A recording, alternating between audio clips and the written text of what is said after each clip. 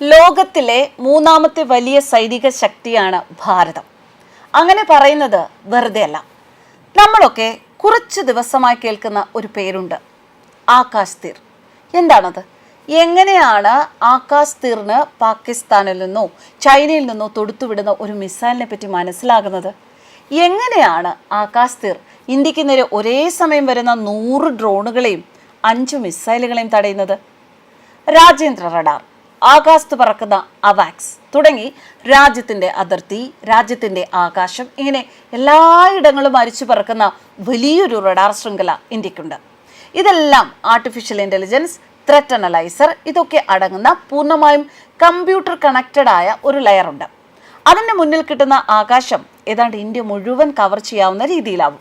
ഇത് നോക്കിയാൽ ഈ ലെയറിന് ഏതൊക്കെ മിസൈലുകൾ ഇപ്പോൾ ഇന്ത്യ ലക്ഷ്യമാക്കി വരുന്നുണ്ട്, അതിൽ തന്നെ ഏതാണ് ഏറ്റവും അപകടകരം, ജനവാസ മേഖലയിലേക്ക് അല്ലെങ്കിൽ ദില്ലി പോലൊരു സ്ഥലം ലക്ഷ്യമാക്കി പോകുന്നത് എന്നൊക്കെ മനസ്സിലാക്കാനും സാധിക്കും.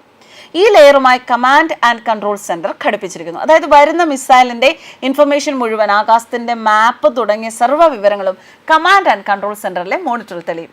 ഇതോടൊപ്പം ഇങ്ങോട്ട് വരുന്ന മിസൈലിന്റെ തീവ്രത, വേഗത, ഇതൊക്കെ നോക്കി ഏത് ആയുധമാണ് ഫലപ്രദം എന്നുകൂടി തീരുമാനം കമ്പ്യൂട്ടർ തന്നെ എടുക്കുന്നു. കൺട്രോൾ സെന്ററിന് ഈ വിവരം കിട്ടുമ്പോൾ തന്നെ ആകാശ് മിസൈൽ വേണോ അതോ L-70 വേണോ, S-400 വേണോ എന്നൊക്കെ തീരുമാനിച്ച് ആ പ്രതിരോധ സംവിധാനം ലോഞ്ച് ചെയ്തിട്ടുണ്ടാവും. അടുത്തതായി ഈ വിവരങ്ങൾ 3 സേനയ്ക്കും കൈമാറും. അതായത് ഏത് മിസൈൽ എവിടെയുണ്ട്, ഇത് ഏത് യൂണിറ്റാണ് പ്രതിരോധിക്കുന്നത്, ഏത് ആയുധമാണ് പ്രതിരോധിക്കുന്നത്, ഇതൊക്കെ 3 സേനകൾക്കും കൃത്യമായി അറിയാം. ഇങ്ങനെ കൃത്യമായ കോർഡിനേഷനും നടക്കും. ഇനി ഒരു 100 മിസൈൽ ഒരുമിച്ച് വരുന്ന ഒരു സിറ്റുവേഷൻ ഒന്ന് ആലോചിച്ചാലോ? അതിനെ കൃത്യമായി ത്രെറ്റ് ഡിറ്റക്ട് ചെയ്ത് ഏതിനെയൊക്കെ ആദ്യം S-400 എൻഗേജ് ചെയ്യണം, ഏതൊക്കെ രാജസ്ഥാൻ മരുഭൂമിയിലാണ് വീഴുക, ഇങ്ങനെയൊക്കെ കൃത്യമായി സെക്കൻഡുകൾക്കുള്ളിൽ കമ്പ്യൂട്ടർ കണക്ക് കൂട്ടിയിട്ടുണ്ടാവും. ഓർക്കണം, നമ്മൾ GPS അല്ല ഉപയോഗിക്കുന്നത്, നാവിക് ആണ്. ഇന്ത്യയുടെ മുകളിൽ GPS-നേക്കാൾ കൃത്യത നാവിക്കിനുണ്ട്. ഇനി ഡ്രോൺ ആണെങ്കിലും അതൊക്കെ തന്നെ. ഒപ്പം നമ്മുടെ തന്നെ ഡ്രോൺ പടയെ ലോഞ്ച് ചെയ്ത് ശത്രുവിനെ ജാം ചെയ്യാനോ ആക്രമിക്കാനോ ഒക്കെ ആകാശ് തീറിന് സാധിക്കും. ആകാശ് തീർ മിസൈലുകളോ വെടിയുണ്ടകളോ പ്രയോഗിക്കുന്നില്ല. ഇതൊരു ആയുധമല്ല, മറിച്ച് ശത്രു ലക്ഷ്യങ്ങളെ വെടിവെക്കുന്ന ഉപരിതല വിമാന മിസൈലുകൾ. അതായത് ആകാശ് പോലുള്ളവ, വിമാനവിരുദ്ധ തോക്കുകൾ, L-70 അല്ലെങ്കിൽ ശിൽക്ക പോലുള്ളവ, അങ്ങനെയുള്ള യഥാർത്ഥ ആയുധങ്ങളെ നിയന്ത്രിക്കുകയും കൈകാര്യം ചെയ്യുകയും ചെയ്യുന്ന ഒരു സ്മാർട്ട് ഡിജിറ്റൽ സംവിധാനമാണ്. യുദ്ധമേഖലകൾക്കായുള്ള ഒരു എയർ ട്രാഫിക് കൺട്രോളറായി ആകാശ് തീറിനെ കരുതുക.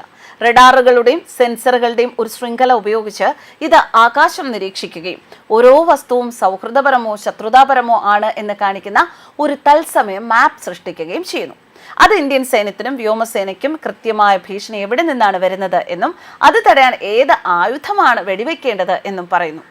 ഇനി ബ്രഹ്മോസിനെ കുറിച്ച് പറഞ്ഞാൽ നമുക്കറിയാം, പാകിസ്ഥാനെ പിടിച്ചുലച്ച സൂപ്പർസോണിക് കൃത്യതയാണ്. മെയ് 10 രാവിലെ ഇന്ത്യ പാകിസ്ഥാനിലെ പ്രധാന വ്യോമത്താവളങ്ങളിലേക്ക് നിരവധി ബ്രഹ്മോസ് സൂപ്പർസോണിക് ക്രൂയിസ് മിസൈലുകൾ തൊടുത്തുവിട്ടിരുന്നു. ഇന്ത്യയും റഷ്യയും ആഭ്യന്തരമായി നിർമ്മിച്ച സംയുക്ത സംരംഭമായ ബ്രഹ്മോസിന്റെ വ്യോമകര വകഭേദങ്ങളാണ് പാകിസ്ഥാനിലെ റൺവേകൾ, ബങ്കറുകൾ, ഹാങ്കറുകൾ എന്നിവ ഉൾപ്പെടെയുള്ള പ്രധാന ലക്ഷ്യങ്ങൾ നശിപ്പിക്കുന്നതിൽ പ്രധാന പങ്ക് വഹിച്ചത്.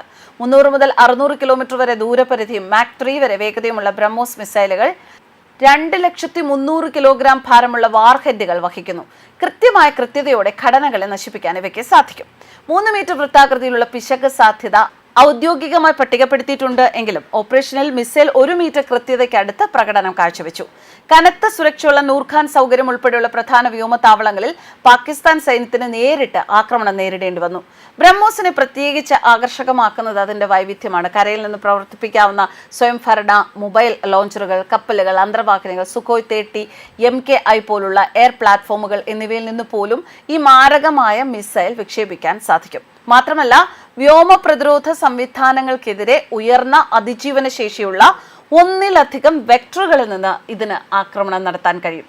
ഇപ്പോൾ വികസനത്തിലിരിക്കുന്ന ലേസർ വെപ്പണുകളും ഭാർഗവാസ്ത്രവും ഒക്കെ ഇതിനോടുകൂടി ഇന്റഗ്രേറ്റ് ചെയ്യുകയും ആർട്ടിഫിഷ്യൽ ഇന്റലിജൻസ് കൂടുതൽ ശക്തമാവുകയും ചെയ്യുന്നതോടെ ആകാശ് തീർ കൂടുതൽ ശക്തമാവുകയാണ് ചെയ്യുന്നത്.